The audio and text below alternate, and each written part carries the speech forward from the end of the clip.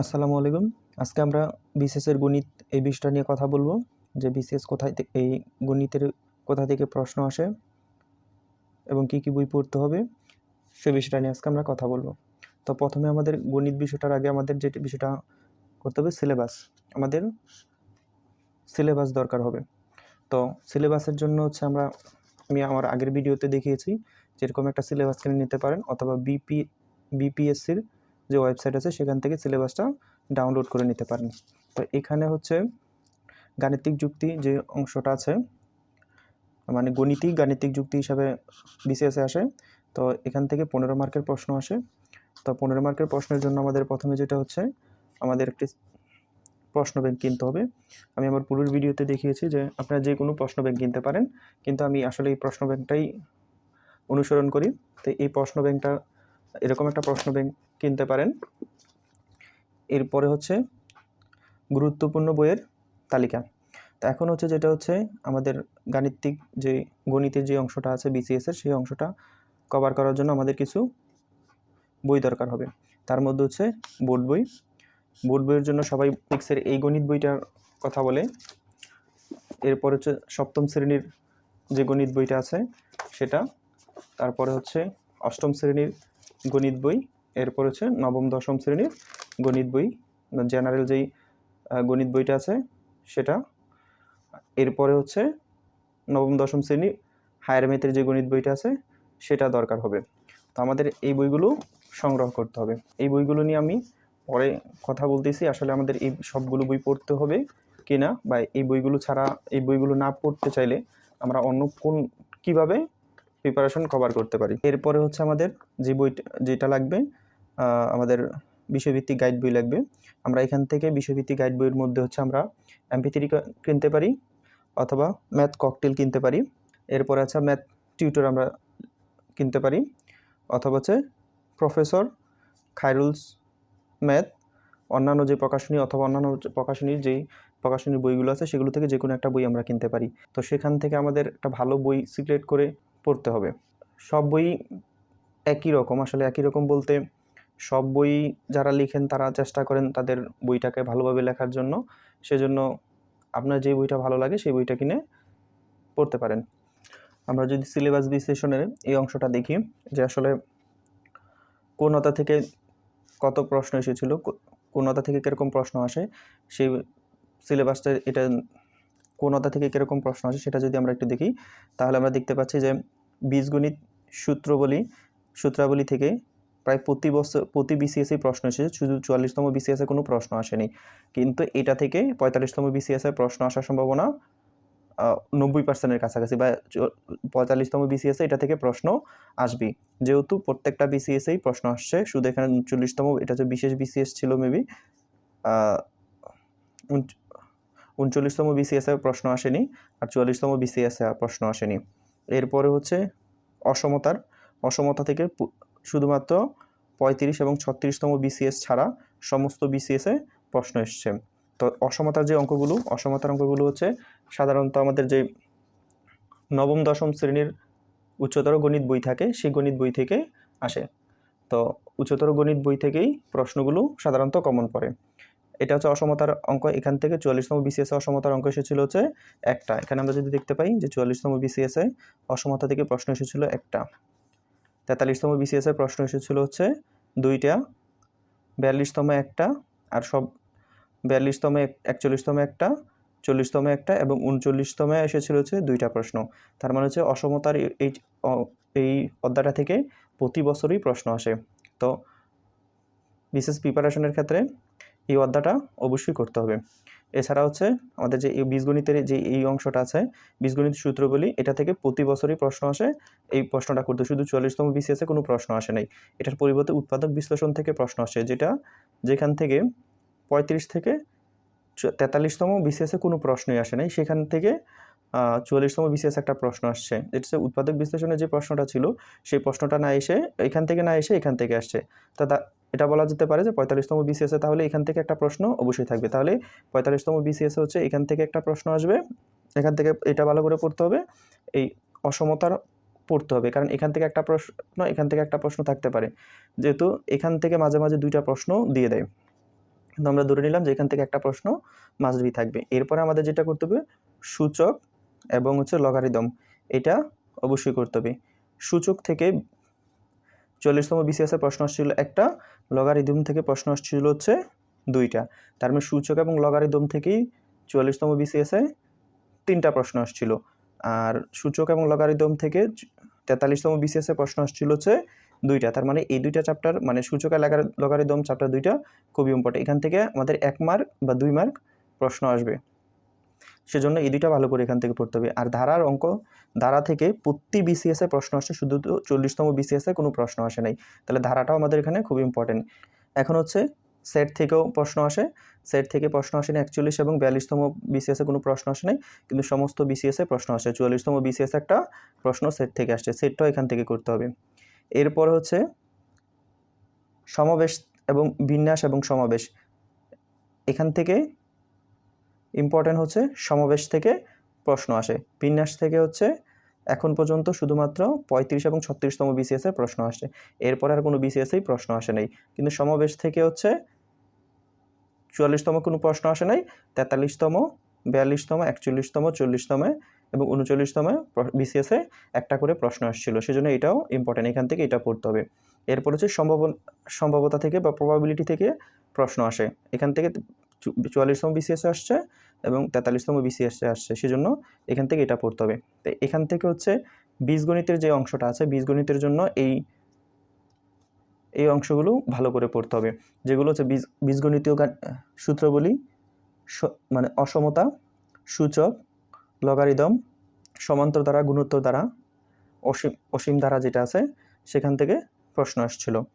এরপরে হচ্ছে সেট থেকে প্রশ্ন আসে, সমাবেশ থেকে আর সম্ভাব্য থেকে। বীজগণিতের জন্য এই চ্যাপ্টারগুলো ভালো করে করতে হবে।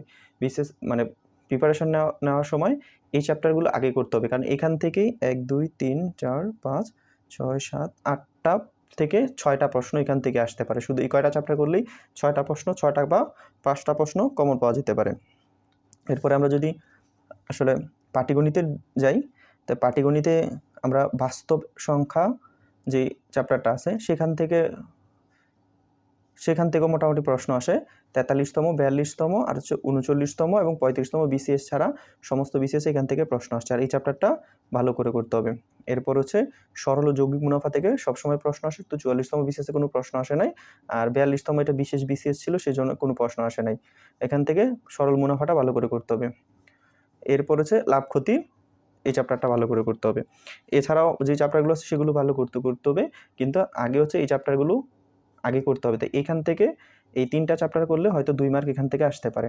তো যেহেতু 15 মার্ক আছে, এখানে যদি 6 মার্ক হয় আর এখান থেকে 2 মার্ক, মোটামুটি 8 মার্ক এই 2টা থেকে আসবে।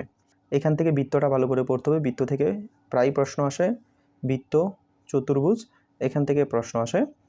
এরপরে হচ্ছে চতুর্ভুজটা ভালো করে পড়তে হবে, বৃত্ত অবশ্যই পড়তে হবে। আরেকটা হচ্ছে এরপর হচ্ছে ত্রিকোণমিতি, এই চ্যাপ্টারটা এখান থেকে ভালো করে পড়তে হবে।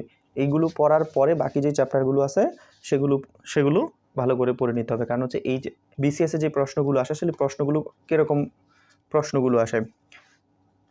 তো বিসিএসের 44তম বিসিএসে প্রথম যে প্রশ্নটা ছিল বাস্তব অসমতা নির্ণয়, এই অসমতা নির্ণয়ের এই অঙ্কগুলো হচ্ছে নবম দশম শ্রেণীর যেই উচ্চতর গণিত আছে, উচ্চতর গণিত বই থেকে হুবহু কমন পড়ে বা হুবহু কমন না পড়লেও ওই আঙ্গিকের প্রশ্নগুলো আসে, সেজন্য নবম দশম শ্রেণীর যে চ্যাপ্টারটা আছে সেই চ্যাপ্টার থেকে এটা পড়ে নিতে হবে। এখন আমরা যে আমাদের বোর্ড বইগুলো আছে সেই বইগুলো নিয়ে কথা বলবো। ষষ্ঠ শ্রেণীর এই বইটা নিয়ে আমরা কথা বলবো, এই বইটাকে এখান থেকে পড়তে হবে কিনা বা এই বইটা না পড়লেও চলবে কিনা। তো ষষ্ঠ শ্রেণীর যে অধ্যায়গুলো আছে আমরা যদি এখানে দেখি, এখানে যে অধ্যায়গুলো আছে সেই অধ্যায়গুলো হচ্ছে আমাদের বিসিএস যে সিলেবাসের সাথে মিল আছে সেই অধ্যায়গুলো এখান থেকে পড়তে হবে। যেমন বিসিএস সিলেবাসে অনুপাত এবং শতকরা এই অধ্যায়টা মিল আছে, বা বীজগণিতের রাশি মিল আছে, জ্যামিতিক ধারণা এগুলো মিল আছে, এগুলো পড়তে হবে। ষষ্ঠ অধ্যায় থেকে এখান থেকে এই বইটা পড়তে হবে, এই বইটা পড়ার জন্য বলা হয়। অষ্টম শ্রেণীর এই বইটাও পড়তে হবে, আর সপ্তম শ্রেণীর এই বইটা পড়তে হবে, আর নবম দশম শ্রেণীর বোর্ড বইয়ের ক্ষেত্রে এই বইটা দরকার পড়ে। আরেকটা হচ্ছে নবম দশম শ্রেণীর উচ্চতর গণিত যে বইটা আছে সেই বইটা। এখন যদি কেউ এই বইগুলো না পড়তে চায় যে আসলে বোর্ড বই আমি পড়বো না, তাহলে কি সমাধান, কি করতে হবে? তাহলে যেটা হচ্ছে আমাদের যেটা করতে হবে, বোর্ড বই না পড়তে হলে আমাদের এখান থেকে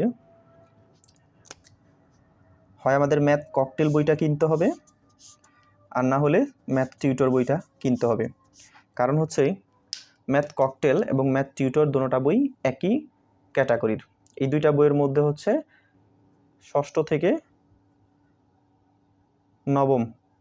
নবম শ্রেণীর যে বইগুলো আছে, বোর্ড বইগুলো আছে, এই বোর্ড বই আঙ্গিকে বোর্ড বই থেকে সরাসরি প্রশ্নগুলো দেওয়া বা বোর্ড বই আঙ্গিকে এই বইগুলো লেখা হয়েছে, এই দুইটা বই। এখন যে কেউ ইচ্ছে করলে, কেউ যদি ইচ্ছে করে তাহলে কেউ ম্যাথ ককটেল কিনতে পারে, যেটা আশরাফুল স্যারের, আর হচ্ছে ম্যাথ টিউটর এই বইটা কিনতে পারে। এখন হচ্ছে আমি ম্যাথ ককটেল থেকে দেখাবো আসলে এই বোর্ড বইগুলোর সাথে ম্যাথ ককটেল বইটা যদি আমরা দেখি, আমার কাছে ম্যাথ ককটেল বইটা আছে, আর ম্যাথ টিউটর বইটা ম্যাথ ককটেল বইটার মতোই একই রকম। কারো ইচ্ছে হলে ম্যাথ ককটেল টিউটর কিনতে পারে, কারো ইচ্ছে হলে ম্যাথ ককটেল কিনতে পারে। তো ম্যাথ ককটেল যে বইটা, এই বইটা থেকে যদি আমরা একটু দেখি, তাহলে এই বইটা আসলে সাজানো হয়েছে, উনি সুন্দর করে যেটা করেছেন, উনি টাইপ আকারে করে দিয়েছেন। টাইপ আকারে হচ্ছে বোর্ডের যে প্রশ্নগুলো আছে, ষষ্ঠ, সপ্তম, অষ্টম এবং অষ্টম এবং নবম শ্রেণীর যে বোর্ডের যে প্রশ্নগুলো আছে, সেই বোর্ড বইয়ের যে প্রশ্নগুলো আছে, সেই প্রশ্নগুলো তিনি টাইপ আকারে সাজিয়ে সাজিয়ে সুন্দর করে দিয়েছেন। মানে একই টাইপের অঙ্কগুলো বা একই ধরনের যে অঙ্কগুলো আছে সেগুলো তিনি একসাথে করে দিয়েছেন, যাতে করে সহজে একটা অঙ্ক করলে পরবর্তী অঙ্কগুলো করতে সুবিধা হয়। বীজগণিত সূত্রাবলী এই অধ্যায়টা দেখি, তাহলে এই অধ্যায়টা তিনি প্রথমে কি করেছেন, এখান থেকে তিনি বিগত বিসিএসে যে সকল প্রশ্নগুলো আসছে সেই প্রশ্নগুলো প্রথমে দিয়েছেন, প্রথমে সবগুলো প্রশ্ন দিয়েছেন। এরপর তিনি অধ্যায়ভিত্তিক যে প্রশ্নগুলো আছে, বোর্ড বইয়ের যেই সমস্ত বোর্ড বইগুলোর যে প্রশ্নগুলো আছে, সেই প্রশ্নগুলো তিনি টাইপ আকারে করে সাজিয়ে দিয়েছেন। এতে কি করেছে, এই যে বইগুলো আছে, এতগুলো বই, এগুলো না করে শুধুমাত্র এই বইটা পড়লে, ম্যাথ ককটেল বইটা যে আছে, এই বইটা পড়লেই এই বইগুলো পড়া হয়ে যাবে। মানে এই বইগুলো পড়তে হবে না। এই বইগুলোর যে ইম্পর্টেন্ট ম্যাথ আছে, যেগুলো বিশেষ আসতে পারে, সেই ম্যাথগুলোরই তিনি এখানে টাইপ আকারে সাজিয়ে সুন্দর করে সমাধান করে দিয়েছেন। আর এই বইটার আরেকটা বিশেষত্ব হচ্ছে, কোনো ম্যাথ না বুঝলে উনি এখানে কিউআর কোড দিয়েছেন। কেউ যদি এই কিউআর কোডগুলো স্ক্যানিং করে উনি ওনার ইউটিউব চ্যানেল থেকে সরাসরি এই ভিডিওগুলো দেখতে পারবে। এই জন্য এই বইটা খুবই ভালো। সেজন্য এই তিনটা বই না পড়লেও চলবে, যেটা হচ্ছে ষষ্ঠ শ্রেণী, অষ্টম শ্রেণী এবং সপ্তম শ্রেণী, এই তিনটা ক্লাসের যে বইগুলো আছে, এই বইগুলো না কিনলেও হবে। এই বইটা কিনলেই এই তিনটা বই পড়া লাগবে না। কিন্তু এই বইটা পড়তে হবে। এই বইটা কেন পড়তে হবে? এই বইটা হচ্ছে এই বইটা থেকে বিসিএস এর রিটেনে প্রশ্ন আসে। সেজন্য এই বইটা আলাদাভাবে সমাধান করতে হবে। যদি এই বইয়ের সমাধানটা এখানে দেওয়া আছে, যেগুলো ইম্পর্টেন্ট প্রশ্ন আছে সেগুলো দেওয়া আছে, এটা হচ্ছে এমসিকিউ আকারে, যেটা প্রিলিমিনারিতে আসে। এছাড়া ওনার আরেকটা বই আছে, সেটা হচ্ছে রিটেনের জন্য, সেটা হচ্ছে এই বইটা। তিনি এই বইটাতেও অষ্টম শ্রেণীর যে গণিত, তারপর হচ্ছে উচ্চতর গণিত একাদশ দ্বাদশ শ্রেণীর, উচ্চতর গণিত নবম দশম শ্রেণীর, গণিত নবম দশম শ্রেণীর যেই বইগুলো আছে, বিসিএসএ লিখিতের জন্য যে প্রশ্নগুলো আসতে পারে, সেই প্রশ্নগুলো তিনি এখানে টাইপ আকারে সুন্দর করে সমাধান করে দিয়েছেন। পরবর্তীতে আমি কোনো এক সময় চেষ্টা করব এই দুইটা বই নিয়ে কথা বলার জন্য। তো এখন হচ্ছে আমাদের এই বইটা সেজন্য পড়তে হবে, যেহেতু বিসিএস রিটেনের জন্য রিটেনে ম্যাথ আছে 50 মার্কের, সেজন্য রিটেনে এই বইটা থেকে হুবহু প্রশ্ন আসে। সেজন্য এই বইটা কোন কোন টপিক পড়তে হবে, কীভাবে পড়তে হবে, সেটা নিয়ে আমি পরে কোনো একদিন একটা ভিডিও দেব বা আলোচনা করব। কারণ এখানে করা যাচ্ছে না, কারণ সেখানে করলে এই ভিডিওটা আরও বেশি দীর্ঘ হয়ে যাবে। সেজন্য আমি যখন এই দুইটা বই নিয়ে আলোচনা করব, তখন আমি এই রিটেন এবং এই বইটাতে কি কি পড়তে হবে সেই বিষয়টা নিয়ে একটু কথা বলবো পরে কোনো একটা ভিডিওতে। এখন হচ্ছে বই সিলেকশনের ক্ষেত্রে আমাদের MP3 আছে। MP3 হচ্ছে এই বইটাও ভালো। এই বইটা একটা বিশেষত হচ্ছে, এটা ব্যাংক এবং বিসিএসের মানে একসাথে দেওয়া। আর বোর্ড বইয়ের যে প্রশ্নগুলো আছে, সেগুলো এখানে কোনো সমাধান দেওয়া আছে, কিন্তু একদম বোর্ড বই সিরিয়ালি বাই সিরিয়ালি কোনো সমাধান দেওয়া নেই। এই বইটাও অনেকে পড়তে পারে, এই বইটাও ভালো। এছাড়াও আর যে বইগুলো আছে সেটা হচ্ছে, আমি তো ম্যাথ টিউটরের কথা বললাম, প্রফেসরের বই আছে, প্রফেসরের বইটাও ভালো, সেটা পড়তে পারেন। খায়রুলস ম্যাথের যে বইটা আছে ওনার বইগুলো খুবই ভালো মানের হয়। তাই এই খায়রুলস ম্যাথের যে বেসিক ম্যাথ আছে, আবার ওনার একটা অ্যাডভান্স ম্যাথ আছে, এই বইগুলো হচ্ছে ব্যাংক প্লাস হচ্ছে বিসিএস এই দুইটার জন্য হয়। সেজন্য কেউ যদি ব্যাংক বা বিসিএস আলাদা করে প্রিপারেশন নিতে হয় তাহলে সে অবশ্যই এই বইটা পড়তে হবে, অবশ্যই এই বইটা পড়তে হবে। এই বইটা মানে ওনার এই দুইটা বই আছে, একটা হচ্ছে বেসিক ম্যাথ, একটা হচ্ছে অ্যাডভান্স ম্যাথ। এই দুইটা বই পড়তে হবে।